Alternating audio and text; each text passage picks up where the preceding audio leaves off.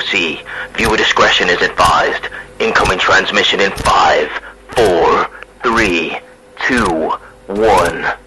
What's going on, guys? Welcome back to the NXT review with Outcasted OC. I'm in a different area of recording because, you know, where we usually do the recording, there's quite a lot of stuff going on there, so I can't really do it at the moment. So we're going to kick things off in a bit of a different way, kind of like we did with NXT Spring Break, where I'm going to be talking about all the different championships and the storylines going on, rather than go like, you know, show by show what kind of happened at every segment, because this week was a little bit chaotic, but there was a lot of different storylines intertwined. So let's just split them up, talk about them, and get into it, shall we? We might as well talk about the kickoff of the show with Ava telling this, the referees and, you know, all the security guards, we've got extra security guards, so please make sure everything goes smoothly tonight. They all say yeah, but obviously, inevitably, it's not going to go smoothly. Spoiler alert. So we kick off the show with a tag team turmoil match, which in my opinion felt a little bit rushed. I mean, it was given a decent amount of time, like 15 minutes, but when you've got 5 teams in there, like a bit like a gauntlet match, you really want to see a big portion of the show dedicated to the gauntlet, in my opinion anyway. So we kick things off with Idris and Malik versus the NCR. Doesn't really go very far, to be honest with you. It ends quite quickly with the NCR beating Idris and Malik. Decent chemistry between these two tag teams, but like I said, nothing really happens. Legado del Fantasma are in there next from Friday Night SmackDown. However, again, nothing really happens in this segment. Apollo Crews gets involved, kind of costs Legado, they get distracted. 1, 2, 3, NCR are through once again. We have the OC coming out next. Anderson and Gallows coming to try and get, again, another tag team championship match against Axiom and Nathan Frazer. Unfortunately, they also go down. I mean, this is probably the longest bit of the match, probably the best part of the match. It happens all the way through the break. OC are quite dominant, obviously, because, you know, the NCR have had 2 matches up to now. They're going to be dominant, but it's not to be. It's, again, feels a bit rushed. The ending feels a little bit out of nowhere.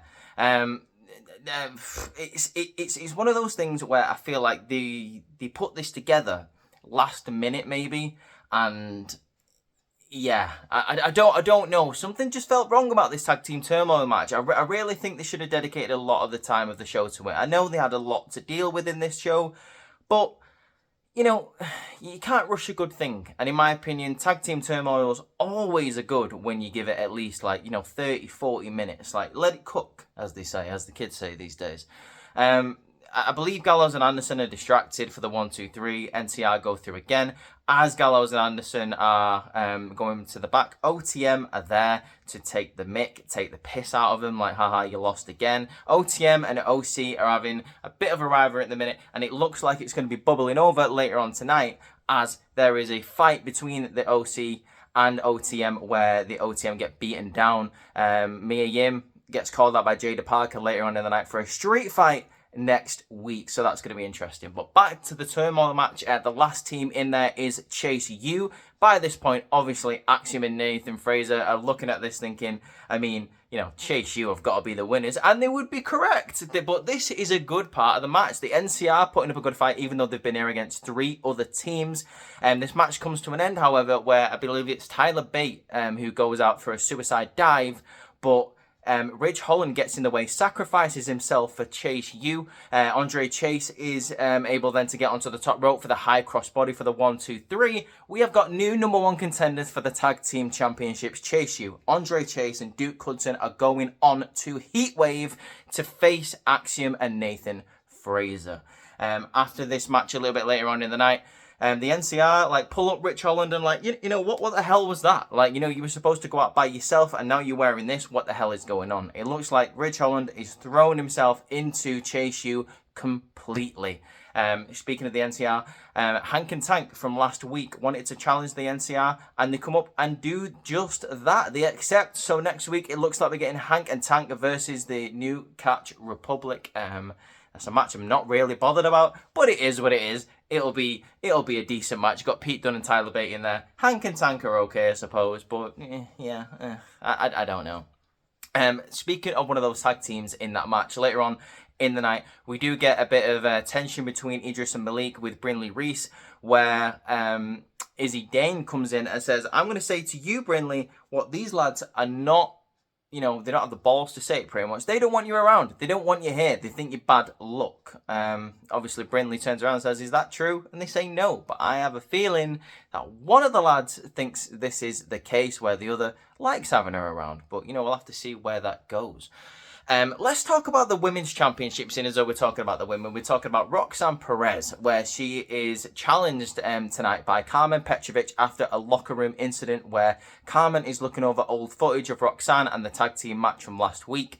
Roxanne calls out Carmen saying, oh, you respect Lola Vice now, you used to hate her. Carmen says, I don't like Lola Vice, but yeah, I do respect her. And I'm going to prove that I belong tonight when I challenge you, pretty much. We then go to that match later on in the night where Roxanne Perez and Carmen Petrovic are getting it on. Lola Vice is on commentary. She also says she respects Carmen Petrovic, for being in the MMA background, for having, a fight. So, fair play to her. Roxanne Perez and Carmen are actually having a pretty decent match here. Obviously, Lola Vice really wants a women's championship match, which is why she is out here. Roxanne Perez ends up coming out on top here with the pop rocks for the 1, 2, 3. Lola Vice gives her a receipt when she gets back in the ring by hitting a spinning backfist, just like Roxanne Perez did to her last week. She then goes on to steal Roxanne's women's championship. She puts in Ava's office and says, when the champion finally wakes up, let her know that I want a women's championship match. Later on in the night, Roxanne Perez goes to pick up the championship and blames Ava, saying it was all part of your plan. This is all on you.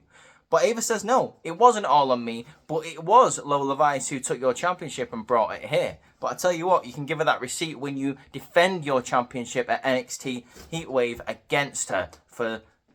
Is it the first time that they've gone on one-on-one? I'm not sure. I think they had that triple threat a couple of months ago. That was a really good match. I enjoyed it, so I am looking forward to this match. Let's get to the North American Championship scene. Now, on this episode of NXT, there isn't really much to talk about, to be honest with you, except for the fact that Obafemi has allowed Wesley to challenge him for the North American Championship. That's literally it. You had a match with Wesley versus Joe Coffey. A really good match, by the way. A match where that just makes me want Joe Coffey just to have a lot more in NXT and WWE, to be honest with you. I think he's so talented.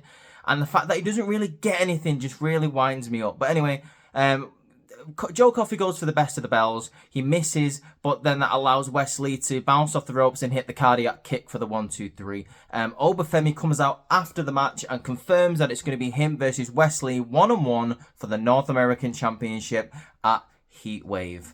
Now, let's go to the other side, to the women's division, to talk about the Women's North American Championship. We have another one, a number one contenders match tonight. We have Sol Ruka versus Ariana Grace, who managed to talk herself into a number one contenders match last week. A solid match between these two. I think Ariana Grace is very underrated in the ring. I think she's got a lot to offer the company, and Sol Ruka is just unbelievably athletic, which just propels her to do so much in that ring.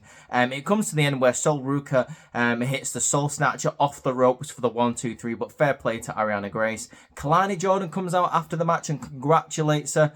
After this match, we see that Jasmine Nix, I believe, JC Jane and Fallon Henley are not happy about this. They're going to do something about it because apparently everyone gets an opportunity, and they seem to get overlooked because they've been in NXT the longest, but that's just another faction forming, in my opinion, which I am absolutely fine with. That's all good.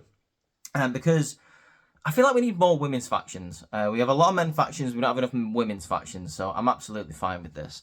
Speaking of factions, we have Tony D'Angelo defending the NXT Heritage Cup against Nathan Fraser. Obviously, Axiom is in his corner because he's his tag team partner. He's not the happiest in the world that Nathan Fraser is doing his own thing, that he's going off to try and do his own thing, but he's going to be there for his partner. Now, this is a very unique Heritage Cup match because in the first 2 rounds, Nathan Fraser gets the fall and then Tony D'Angelo gets one after. It then goes all the way to the 6th round where Tony D'Angelo is able to get the 1, 2, 3 for a second fall with a massive spine buster. He retains the Heritage Cup. But this was one of my favorite Heritage Cup match in a long time. It was very, very good. You had Tony D'Angelo with the power and the speed, to be fair. He's very fast for his size, Tony D'Angelo.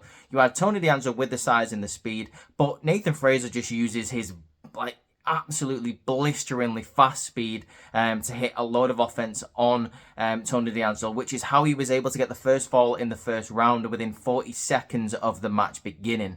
There's a great move here where Nathan Fraser hits the Phoenix Splash at the end of the 5th round, but because the time has run out, Tony D'Angelo is saved. The way this match comes to an end, as I mentioned, in the 6th round is where Nathan Fraser is on the top rope, heading for a top rope maneuver. Tony D'Angelo cuts him off at the pass, hits a huge belly-to-belly off the top rope, runs right again into another spine buster from Tony D'Angelo for the 1, 2, 3. We still have a Heritage Cup winner. While we're talking about the Heritage Cup, we might as well talk about someone who is very invested in that Heritage Cup, someone who is very invested in that scene at the moment, and that is No Catch Quarter Crew.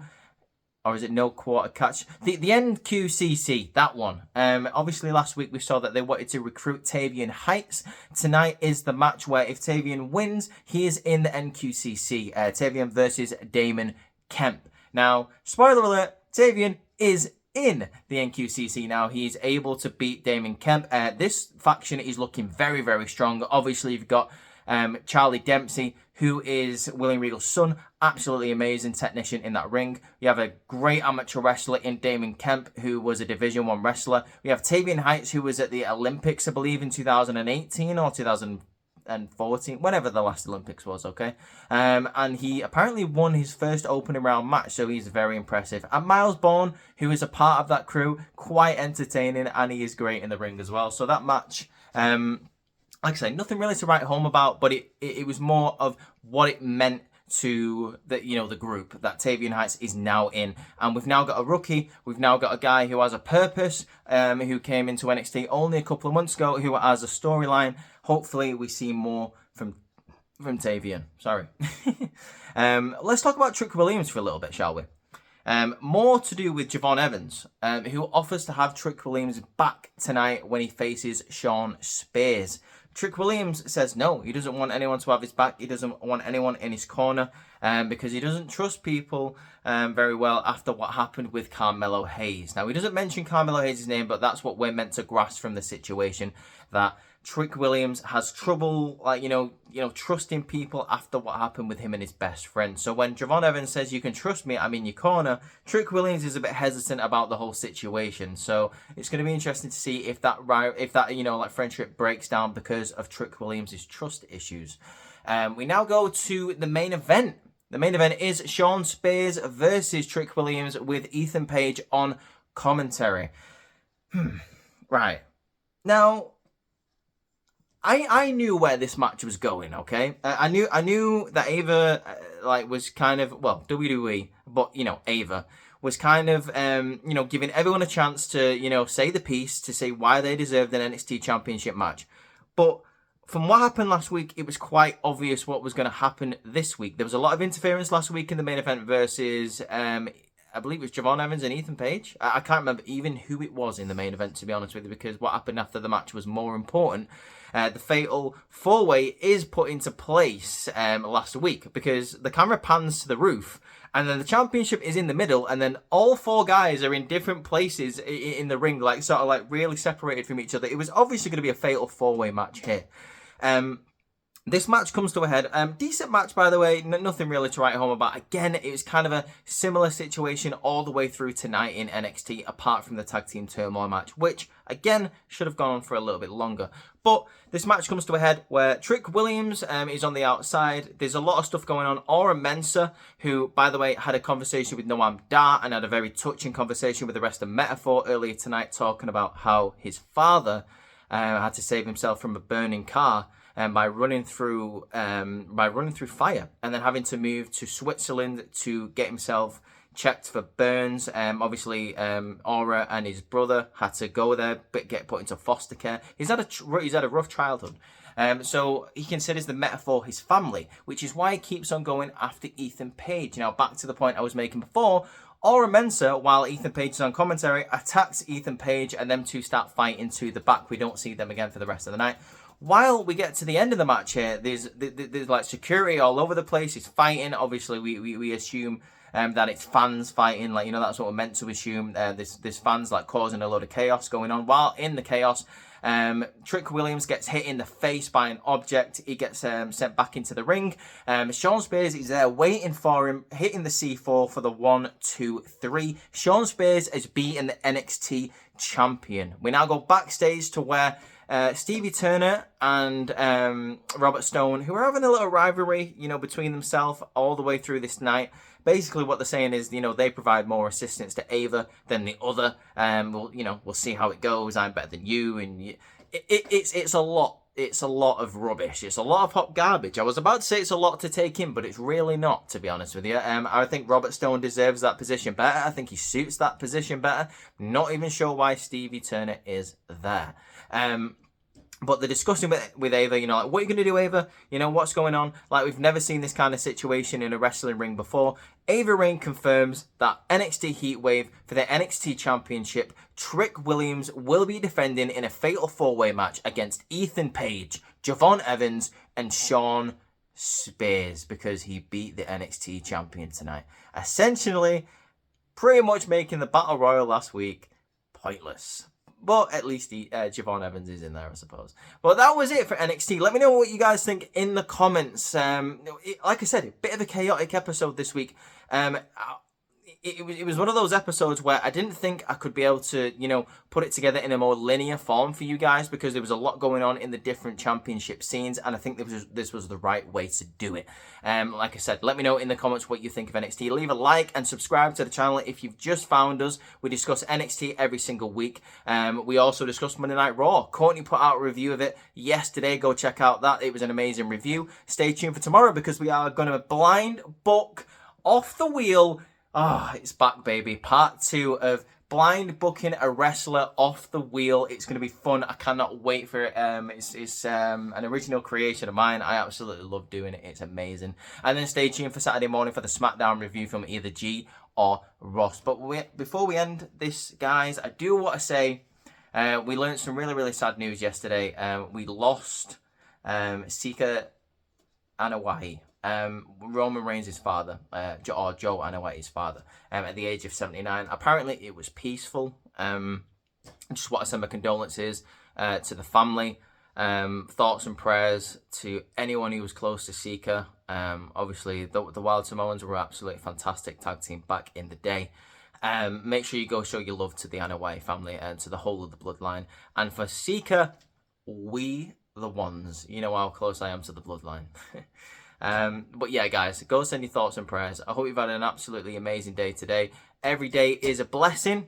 Every day that you wake up is a good day. Always keep that in mind. Control your control. Peace out, guys.